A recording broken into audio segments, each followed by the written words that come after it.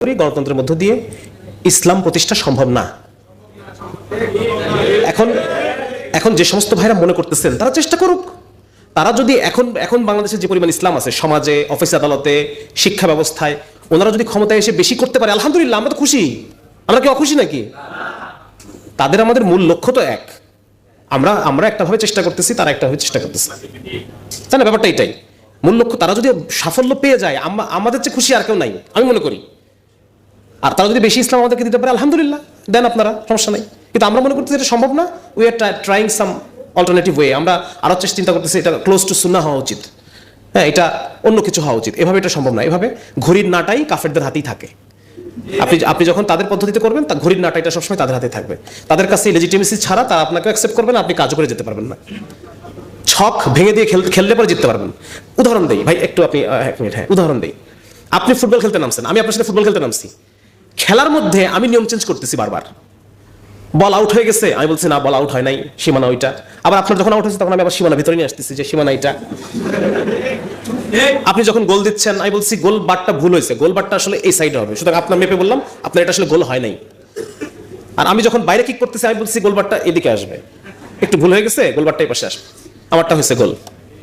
তা আপনি যখন খেলার মধ্যে বারবার নিয়ম চেঞ্জ করতেছেন, আপনি জিততে পারবেন? জীবনে জিততে পারবেন আপনি? আমি যদি এভাবে নিয়ম চেঞ্জ করতে থাকি, ঠিক এই জিনিসটাই ঘটে। এই হুবহু যে উদাহরণটা দিলাম, এই উদাহরণটাই ঘটে। দে শিফট করে বারবার, তারা চেঞ্জ করে নিজেদের নিয়ম। আমরা দেখছি যে মুরসি রহমতুল্লাহ আলাইহি, তারা ক্ষমতায় আসছে না, বিপুল জনভোটের মাধ্যমে, গণভোটের মাধ্যমে তারা ক্ষমতায় আসছে, জনগণের ম্যান্ডেট নিয়ে। তা থাকতে দিচ্ছে?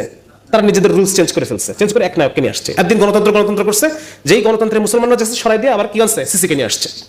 তারা চেঞ্জ করে, তাদের এটা বারবার চেঞ্জ করে। সৌদি আরবের বেলায় তো তাদের গণতন্ত্রের আওয়াজ শোনা যায় না। কেন শোনা যায় না? কারণ ওদের পক্ষে আছে এই জন্য। তো ব্যাপারটা এটা আসলে, মানে তারা দেশ শিফট দেয়ার শেপ ফ্রিকোয়েন্টলি। আচ্ছা ভাই, এখানে ভাই দাঁড়িয়েছেন। আসসালামু আলাইকুম। ওয়ালাইকুম আসসালাম। আমরা এখন এনজিও, ইসলামিক এনজিওর গুরুত্ব নিয়ে আলোচনা শুনলাম। আমার প্রশ্ন হচ্ছে যে ইসলামিক ট্রেডিশনাল মিডিয়া, আমরা ফেসবুকে ইসলামিক অনেক মিডিয়া দেখতে পাই যারা ভালো কাজ করতেছে, আলহামদুলিল্লাহ, চেষ্টা করতেছে।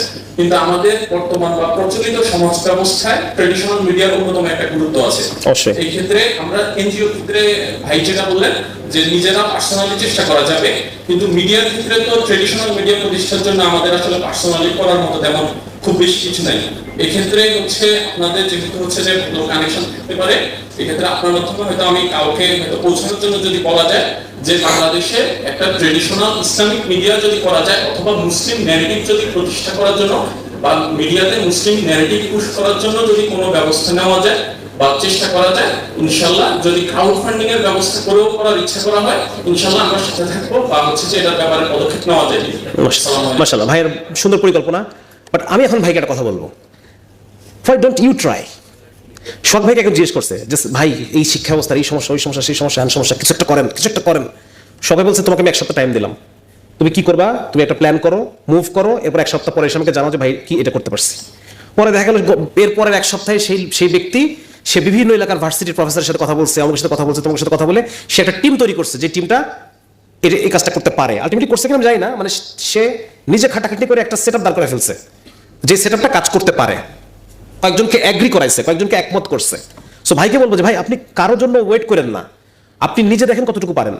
আপনি হয়তো আপনি চিন্তা করতেছেন একটা বড় চ্যানেল যেটা সার্কুলেশন অনেক বেশি, অনেক ইসলামিক টিভি বা পিস টিভি টাইপের কোনো একটা চিন্তা করতেছেন। আপনি এটা চিন্তা করেন না, আপনি আপনার এলাকার যে লোকাল যারা লোকাল কিছু চ্যানেল আছে না, লোকাল কিছু চ্যানেল, আপনি একটা ওইরকম জিনিস করতে পারেন কিনা একটু দেখেন তো। আমি কথা বলতেছি যে ওইরকম একটা কিছু যেখানে ইসলামিক স্কলারদের কথাবার্তা আসবে, যেখানে হাদিস বা এরকম এই বিষয়গুলো আসবে, হ্যাঁ, যেখানে হাদিসের কোনো দার্স থাকবে, যেখানে বিভিন্ন মাসাইল কেন্দ্রিক প্রশ্নোত্তর থাকবে, এরকম একটা জিনিস আপনি আপনার স্থানীয় যেই কেবল অপারেটর তার মাধ্যমে আপনি করতে পারেন কিনা। এটা তো আপনি চাইলেই হয়তো বা 1-1.5 মাসে আপনি এটা করতে পারেন।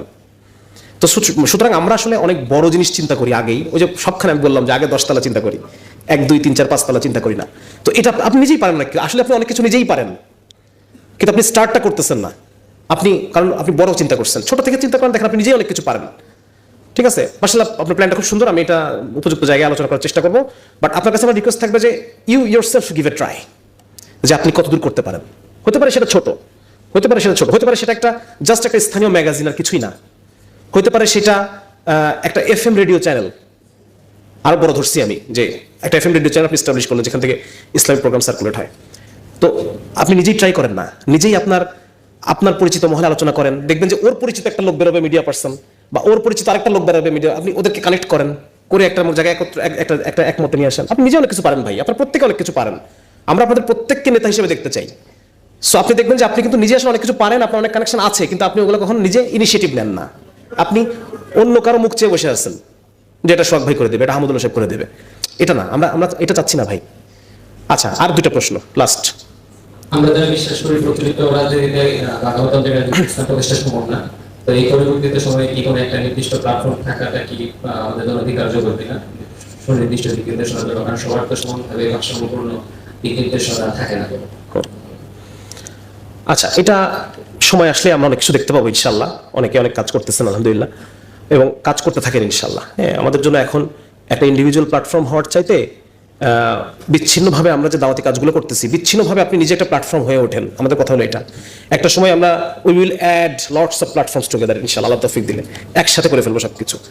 আপনারা নিজেরাই, আমি একটা কথা বারবার বলতেছি যে আপনারা কোনোখানের আশায় থাকেন না, আপনি নিজে যা পারেন 8-10 জনকে নিয়ে যেটা পারেন আপনি করতে থাকেন, যে প্ল্যাটফর্ম দাঁড় করাতে পারেন করতে থাকেন, ঠিক আছে না?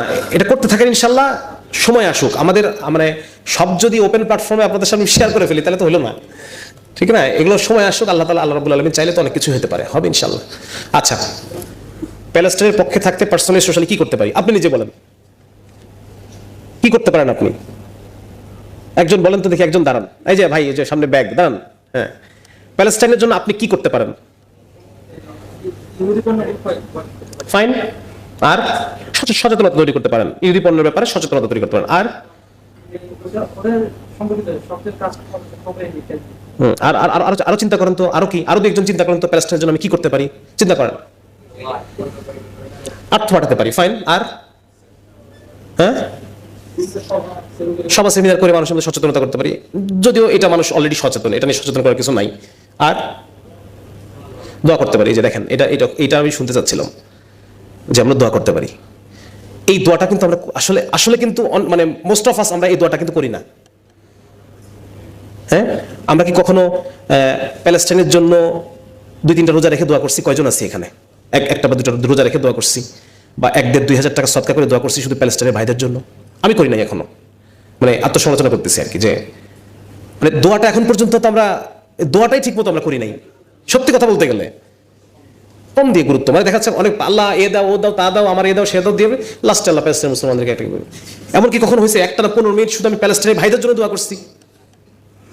এমনকি কখনো একটা দিন হয়েছে কখনো? আমার মনে হয় অধিকাংশেরই হয় নাই। হাত তুলেন না, নিজের আপন গোপন রাখেন। বাকি অধিকাংশেরই হয় নাই বলে আমি মনে করি। তো বিষয়টা এটা যে আমরা দোয়াটা ঠিক মতো করতেছি না। আরেকটা বিষয় হচ্ছে